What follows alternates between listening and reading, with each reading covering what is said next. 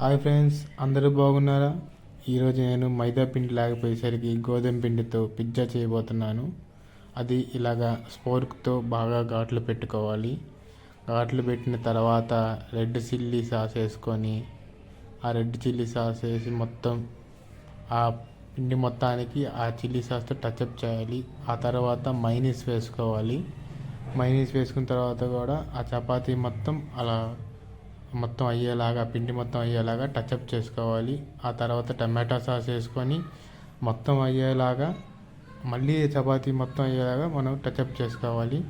ఆ తర్వాత కొంచెం కారం కోసం వెజిటేబుల్స్ పిజ్జా కాబట్టి మిర్చి అండ్ క్యారెట్ వేసుకున్న తర్వాత కొంచెం టమాటాలు ముక్కలు వేసుకొని ఆ తర్వాత ఆనియన్స్ కూడా వేసుకొని, ఎందుకంటే ఇది వెజ్ పిజ్జా కాబట్టి ఆనియన్స్ టమాటా అన్నీ వేసుకున్న తర్వాత కొంచెం ఆ పైన బటర్ వేసుకోవాలి. బటర్ కొన్ని ముక్కలుగా వేసుకొని లైట్గా బటర్ వేసుకున్న తర్వాత మొత్తం అలా బటర్ ముక్కలన్నీ అలా పిజ్జా పైన అదే చపాతీ పైన వేసిన తర్వాత మక్కానా పిజ్జా కాబట్టి మక్కానా ముక్కలు వేసిన చూడండి. మక్కానా ముక్కలు కూడా కొంచెం నేతిలో వేయించుకొని వేసుకోండి, బాగా టేస్ట్గా ఉంటాయి, లేకపోతే పచ్చి పచ్చిగా ఉంటాయి.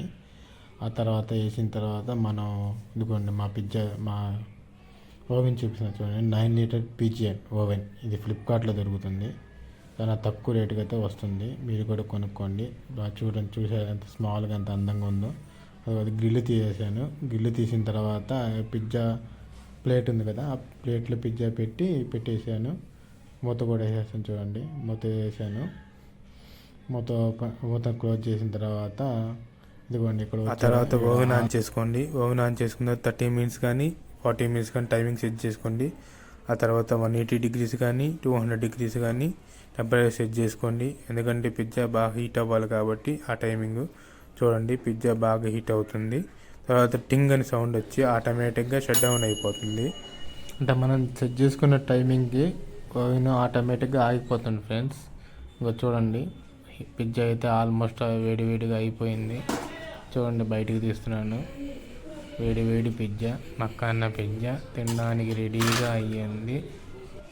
ఎందుకండి కొంచెం పిజ్జాకి మిర్చి చిల్లీ పౌడరు మరియు కొంచెం సాస్తో బాగా గార్నిష్ చేసుకొని వేడిగా తినేయండి ఫ్రెండ్స్.